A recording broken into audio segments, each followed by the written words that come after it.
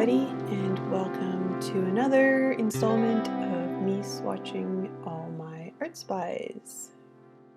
So grab yourself a cup of coffee, glass of water, wine, what have ya, and sit back and enjoy.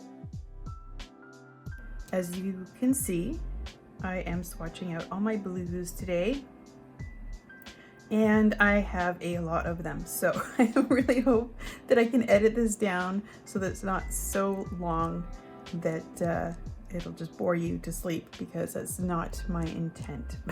But anyhow, I have my usual, if you haven't seen any of my other swatching videos, I have done other color families, and I have pretty much the same brands of supplies and the same types of supplies, just in different colors. So let's get on with it. Okay, let's get started with the colored pencils. I'm going to just organize out brands here. So as I've mentioned in previous swatching videos, most of my colors that I have in colored pencil are these Prismacolor colored pencils, but they're like the really old ones from way back when, and I had a large set in high school.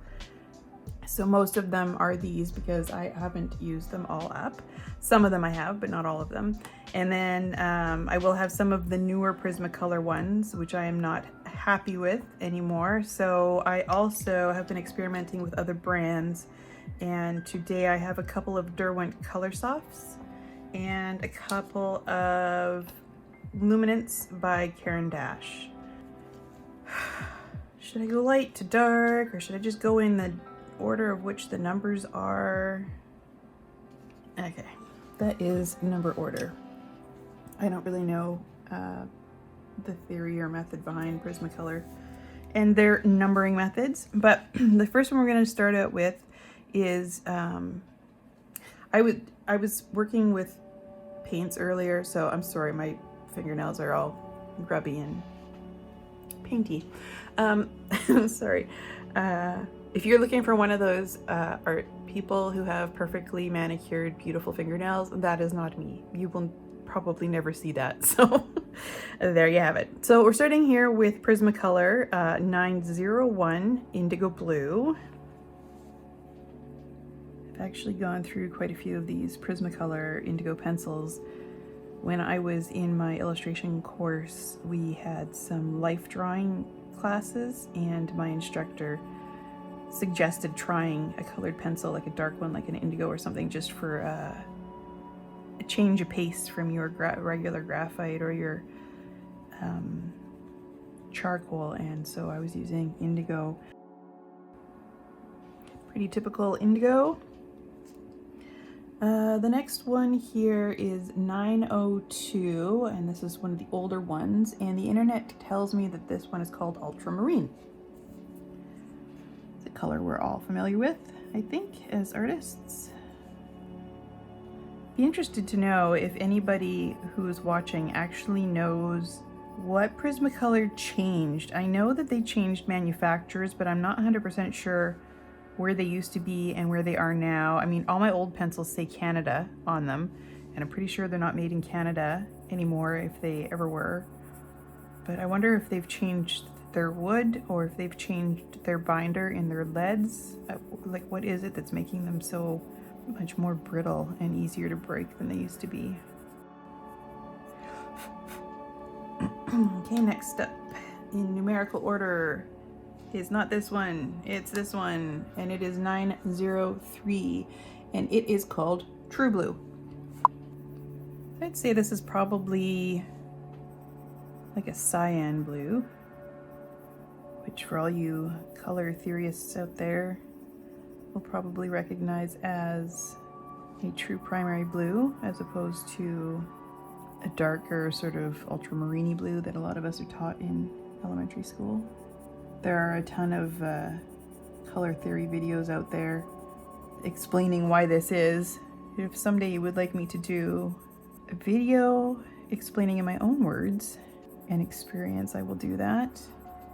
I have a little bit of a different outlook on it too, coming from a graphic design background. I'm familiar with different color spaces such as CMYK and RGB and their differences and all that stuff.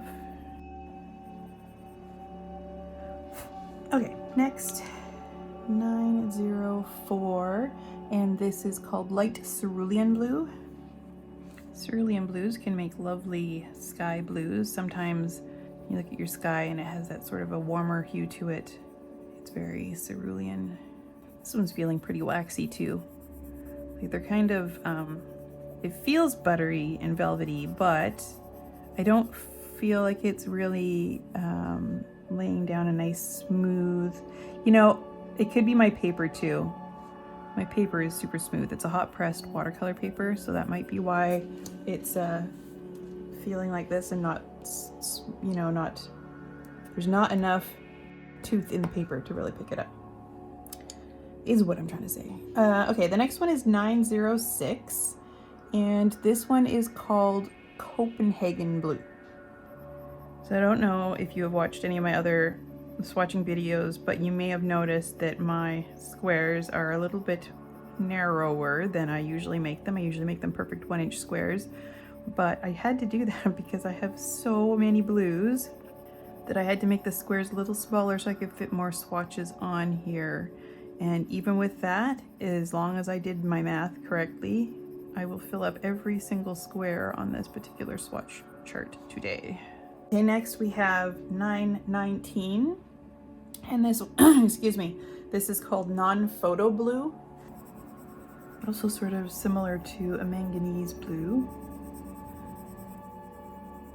And it's also a good sky color if you get down in the lighter part of the sky where it's close to the horizon line, where it starts to look a little bit lighter and greenier because it's getting close to the yellow sun. Okay, next. So next I have 933, and this color is called Violet Blue.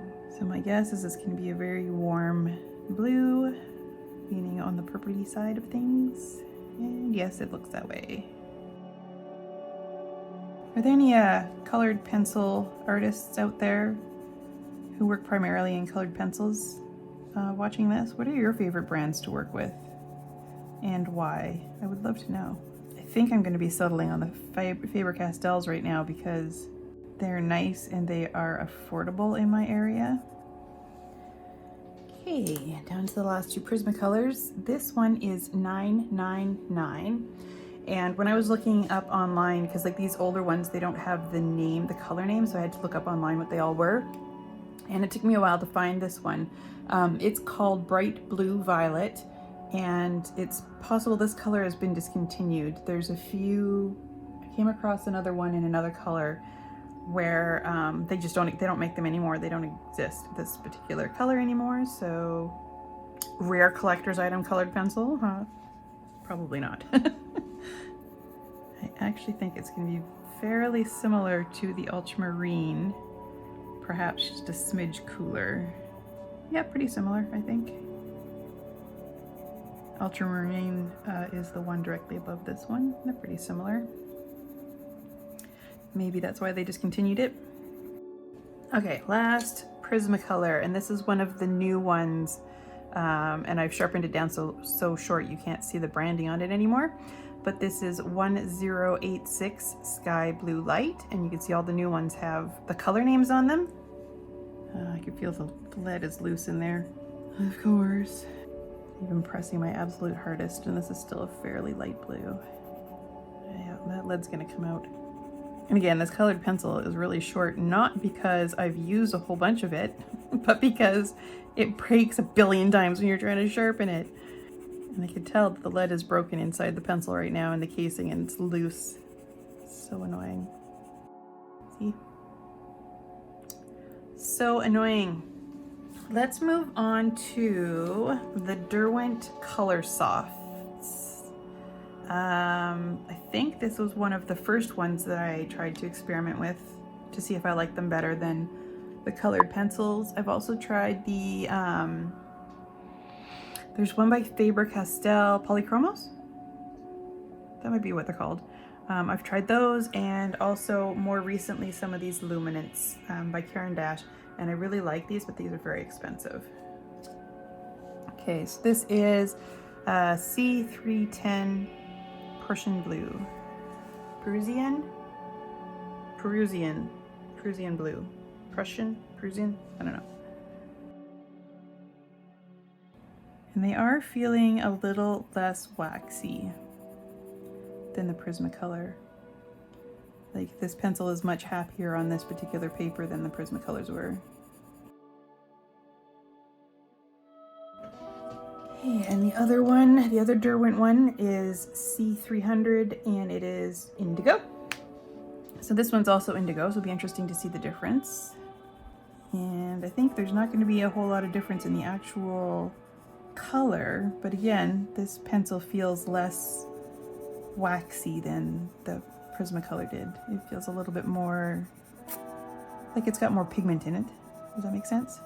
So I do think that this Indigo is a little bit, it's not quite as dark, and it's a little bit cooler or something than this other Indigo.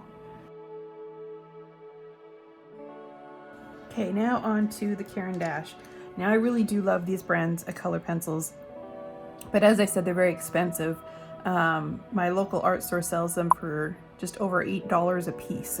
So very, very expensive for colored pencil.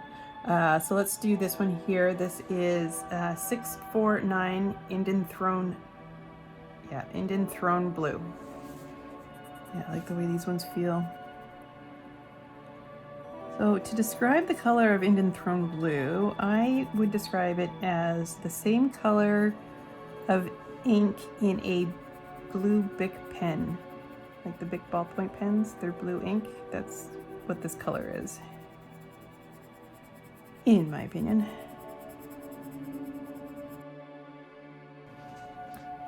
Okay, the last colored pencil here, and it is Caran, and it is dark indigo, and it is number 639. This is a very, very, very dark blue. Like, it might as well be black, it's so dark.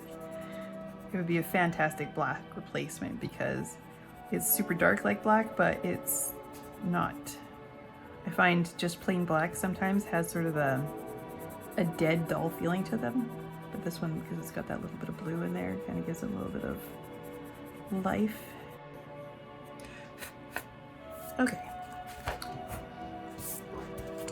Let's move on to water-soluble things. Got a brush and some water and a cloth, well, paper towel.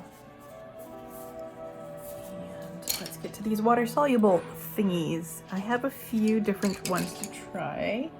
I've got some of these Derwent watercolor pencils.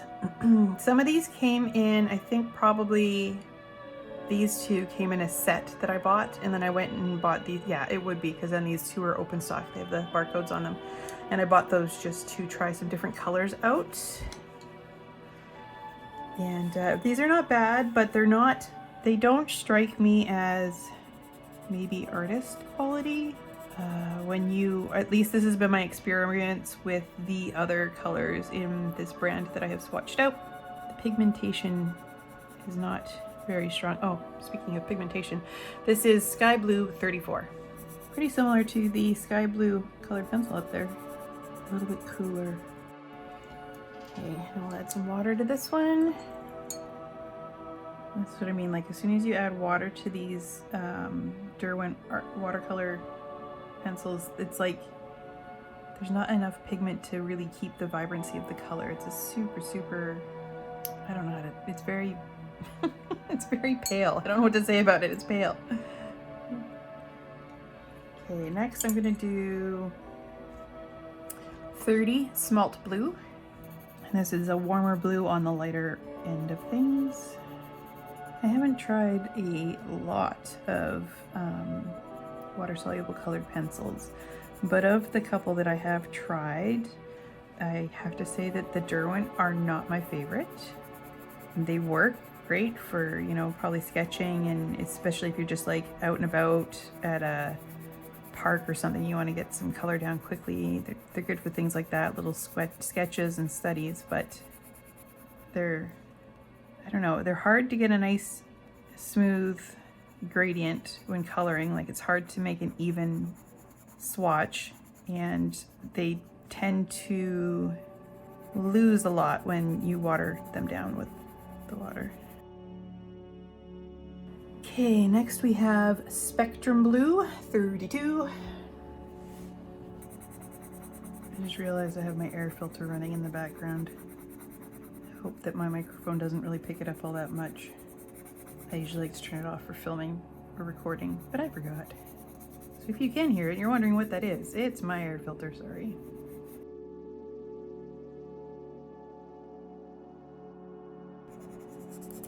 Oh, well, that's all the swatching for that one I'm gonna do. This color definitely changes when it's wet. It's much cooler and more chromatic, I think. Unlike this poor one over here, which basically disappeared. Okay, the last Derwent one here, 35 Prussian Blue. So it's either Prussian, or Prussian. Well, I don't know. Yeah, I find them very streaky and just not super pleasant to work with. I'll have to figure out a way to use them all up, because I'm not into just wasting things and throwing them out either.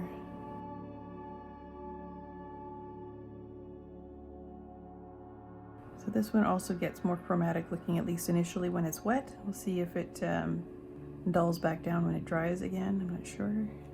Okay, this is a Faber Castel, and it's their Ultramarine range. And this color is Indigo Dark, or sorry, Dark Indigo 157. Oh my God, I didn't plug in my mic.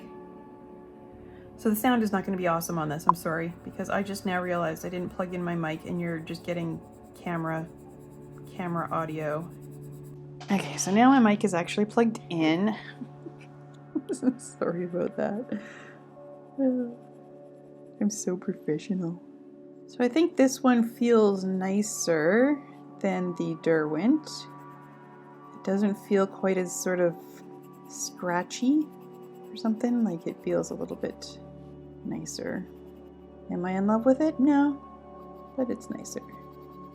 Okay, let's see what happens when I water this one down. See, now this one reactivates very nicely with water. So much nicer than the other two, or the other brand.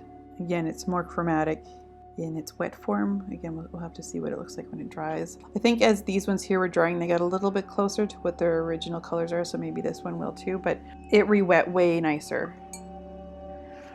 Okay, I have one more here, and this is a Derwent, but this is their Graphatint, which is a water-soluble graphite pencil tinted with pigment. And I have a couple of these. I just bought a set. I think they were on clearance. And this color is Dark Indigo. So this one feels very waxy as well. It's definitely very muted, dull dark blue because of the graphite. Re-wet's okay. It re-wets better than their watercolor pencils up there. It's more blue now. I can see much more of the blue once it's wet. And we'll see what that looks like when it dries. I think this indigo is drying very nicely. The Faber Castel. Okay, I just have a couple more water-soluble things here, and these are also by Derwent. I have a bunch of Derwent stuff because I think that my local art store must have been having a clearance, and so I just grabbed, because it was so cheap, I grabbed a whole bunch of it to play with. Anyways, these are their Artbars, and they are a water-soluble, it's kind of like a crayon, but it feels, no, I guess it feels pretty crayon-y. It's just waxy, like a water-soluble, waxy crayon. And this one here is Duck Egg Blue. And these are not really designed for precision.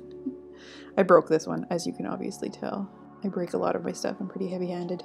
Feels very similar to coloring with a crayon. Maybe like one of the knockoff crayons, not like a Crayola, but one of the cheap ones you get at a restaurant or something.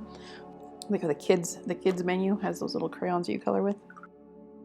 Much like the colored pencils, it's like once you re-wet it, the pigments just doesn't seem to be strong enough to hold its own once it's been diluted.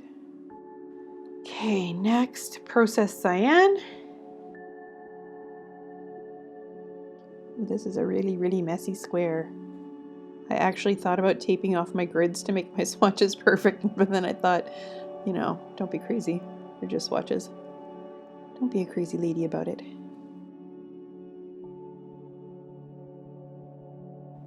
Okay, and next we've got primary blue.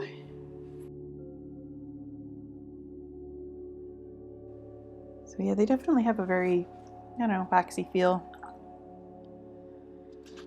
All of these sort of cheaper art supplies that I don't particularly enjoy, I should use them for just, you know, like if you're going to put a big tone or a tint across your page before you start drawing on top of it, like a base coat. I should do that with these, use them up. And the last one, dark indigo. I have a lot of indigo things. Indigo is not necessarily my favorite color. I think it's just that when you buy a set or something, it always comes with an indigo. Or in the case of these art bars, I was just buying a dark and a light pretty much of everything. I have mentioned in other videos, swatching videos, that I prefer the Caran Neocolor 2s, and they are also a water-soluble crayon, but they're so much nicer to work with in their original state like this. They're just nicer to color with, and they re-wet so nice. They're so creamy, and so it's so nice. I much prefer those to these, but I already had these by the time I heard of those. Oh, that one really, I don't even know if that's going to show up on camera, but it really goes much, much more chromatic once it's watered down. I think I will do, I only have one ink, so I'm going to put my one ink there, and it is a Winsor Newton drawing ink, Ultramarine. First, I got to find myself a piece of paper. And I'm not, again, a super fan of these Winsor Newton inks, but they were the first inks I tried to do any artwork with, and of course I got like the whole set.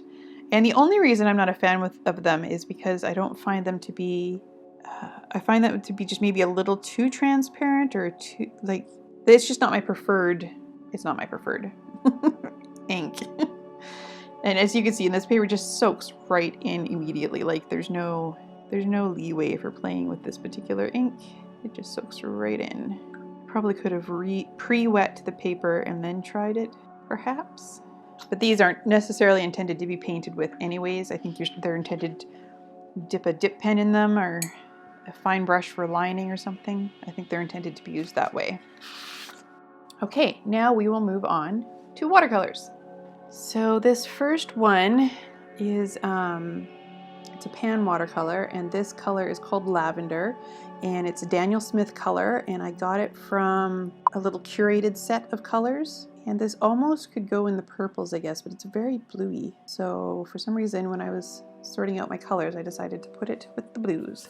It's very soft. I don't have the pigment information for this written on here, so I'm gonna have to pop it up on screen and look it up, because they don't put the information on the side of the pans. Okay, the next one is a Winsor Newton color, and this came out of a series. It was like a limited edition set that I bought, and this was one of the colors in it, and it is pigment Violet 15. So again, technically this is a violet. This could have gone with purples, but I also feel that this is very blue. See, it's very blue. I think it's way more blue than violet, but I guess that's just how these things work.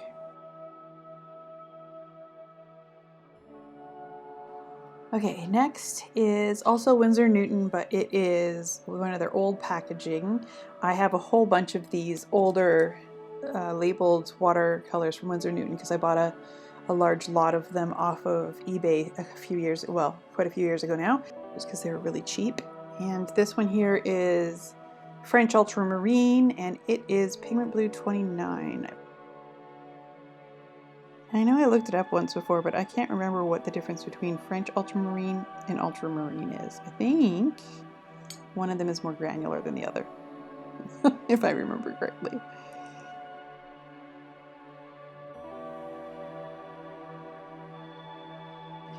Okay, now this next one is a watercolor, even though it looks like a stick because it's a watercolor stick by Daniel Smith, and it's cobalt blue. And these here, you can use them like those water-soluble crayons that I was doing before, but they're not really intended to be used that way, so they don't work the best that way. And I'll show you here just a little bit. So they're very, very scratchy and dry to try to color with. And then when you wet them on the paper like that, they reactivate, but not a whole lot. They're intended to be used right off of the stick. So I actually buy them in sticks like this and then cut them into pieces and stick them in half pans on a palette, and that's how I use them. But yeah, when you get it wet this way, it really, really activates well, as you can see. And there you go. So that is how they're intended to be used. And I believe I got this stick because it was way cheaper than the pan of cobalt blue, or maybe they didn't have cobalt blue in a tube. I bought a couple that day in the stick form, and some of them were because it was cheaper this way, and some of them were because they just didn't have the pan or the tube form of the color I was looking for. Okay, we got another Daniel Smith here. This is Prussian Blue, or Prussian, or Prussian, however you want to say it. And its pigment is Pigment Blue 27.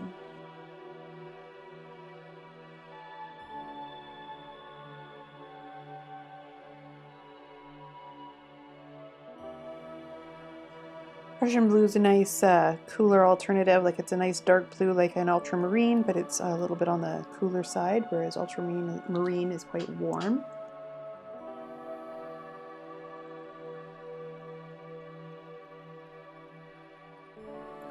Okay, this next one's one of my old Winsor Newtons, and it's Antwerp Blue, and I always feel funny when I say Antwerp. Antwerp. Anyways, it's Pigment Blue 27. Wasn't this? It's the same as Prussian Blue. Interesting. Just because something has the same pigment doesn't necessarily mean that it's going to be the same color, because it depends on how the pigment is processed, I have learned.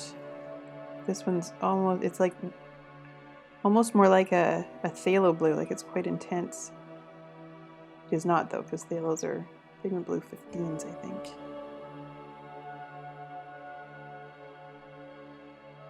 Okay, on we go. The next one we have here is Winsor Blue Red shade, and it's a PB15. So this is one of those when I say that they have the same pigment doesn't necessarily mean anything, because Pigment Blue 15, there are so many versions of it, and it depends on how they process the pigment when they go to make the colors as to how it shifts ever so slightly. And then of course a little different from brand to brand too. By different brands I mean they may process their pigments a little differently. Also, it may be the same pigment as another company but named differently. So we have Indigo, and it is a multi-pigment color, and it has Pigment Black 6, Pigment Violet 19, and Pigment Blue 15. Very dark, as indigos usually are. I need to come up with some sort of a challenge or a game or something where it's like just randomly use up your art supplies to get a lot of these old ones out of the way. Maybe I actually just need to sit and do some more artwork. Okay, next is an oddball one that I have, and it's a Rembrandt color. This is Phthalo Blue green shade, and so this is another PB15. They are highly staining and highly tinting. Highly tinting is if you're going to use it to mix with. You just need the tiniest little bit, because it will very easily overpower another color that you're mixing it with.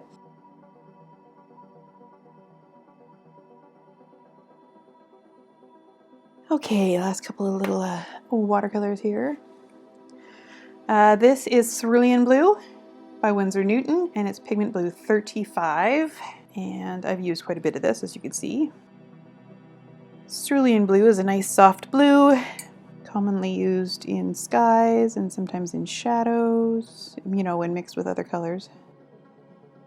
It is granular, it'll granulate. Okay, and the last tube watercolor that I have is Winsor Newton, and it's Manganese Blue. I believe that's how it's pronounced. And it is another Pigment Blue 15. So it's the same pigment as this one, and this one and the base pigment in this one, and you'll see again it's completely different. It's very light, very bright, almost a cyan, but it's like brighter than a cyan. Okay, the last two that I have in the watercolor category are these two liquid watercolors by Dr. P.H. Martin, and that's the Hydrus line, and they are a highly pigmented, highly concentrated liquid watercolor pigment. I'm just going to shake them up. The pigment will settle at the bottom. And I bought myself a set a while ago. I had an instructor in my illustration course who said he loved using these. So I went to Michael's and used my 40% off coupon and bought myself a set. So here again we have another phthalo blue, pigment blue 15. They're very, very concentrated. You only just need a tiny little drop and it will go a long, long way. You can use them just 100% concentrated, or you can dilute them. And like I said, they're very pigmented. It goes a very long way. Okay, and the last one here is Ultramarine, and it'll be a PB. Oh, this is a mixed one, so this isn't a true Ultramarine. This is a PB 15 and a pigment violet 19. Little dab will do ya.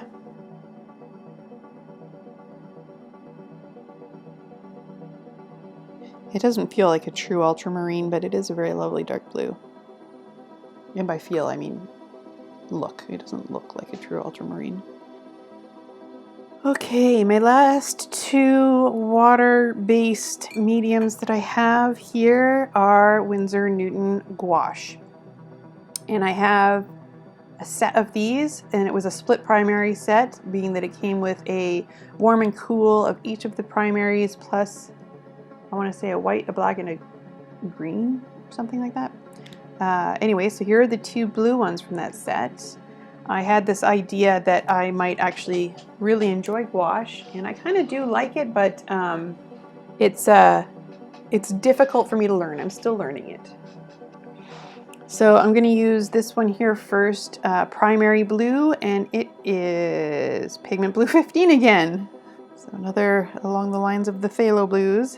So gouache can be used similarly to watercolors, but it's not its primary intent. Its primary intent is to be used more opaquely, and it will dry to a nice flat matte opaque finish, which is great for illustration work because it scans in wonderfully. Any kind of a paint or media that has a sheen to it when it dries can be difficult to scan in for reproduction. Okay, and ultramarine. Is this a true ultramarine? It is, pigment blue 29. Even though gouache is known to be a very opaque medium, the ultramarine itself is quite transparent compared to a lot of their other pigments. But it'll still dry with that. Oops, I'm getting out of control with my rectangle here.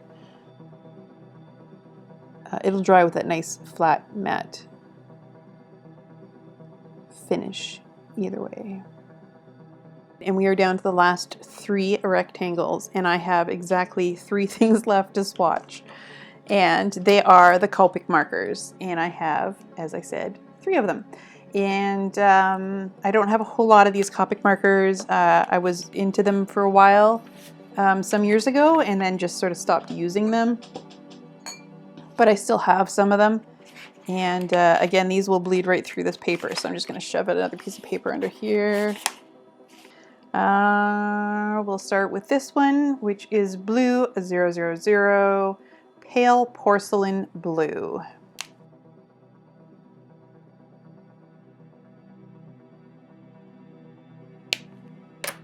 Okay, and we've got We've got blue 21, and it's baby blue. I'd like to use these as base layers in multimedia pieces, but it's hard to find a medium that, like a paper, sorry, that they won't bleed right through. And last one. Oh, it's funny. It's blue 29, and it's ultramarine, and ultramarine is pigment blue 29. Huh. Interesting. Anyways. It's very nice dark blue. And there we have it. All of the blues. That's a lot of blues, and it's the first one where I've actually covered the entire page. So that's something cool. So let's see if we can get a closer look at these. And here we go. Again, starting with all the colored pencils. Like I said, there's just not a blue that I don't like. I really hope you found some enjoyment in this video. I really enjoy making them. There's something very therapeutic about color swatching. This was the third video in my series of swatching all my art supplies by color. I will leave a link to my playlist of other colors at the end of this video.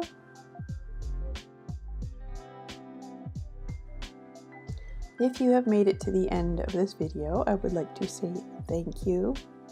And if you did make it to the end, then you must have liked it. So please feel free to give that little like button a boop.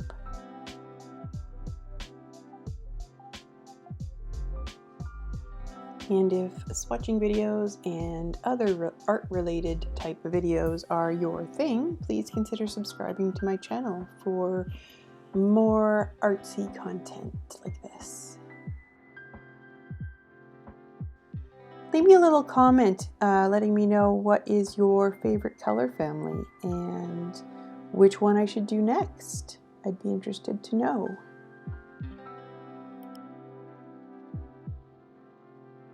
So yeah, thanks for popping by and have a great day, evening, afternoon, wherever you're at.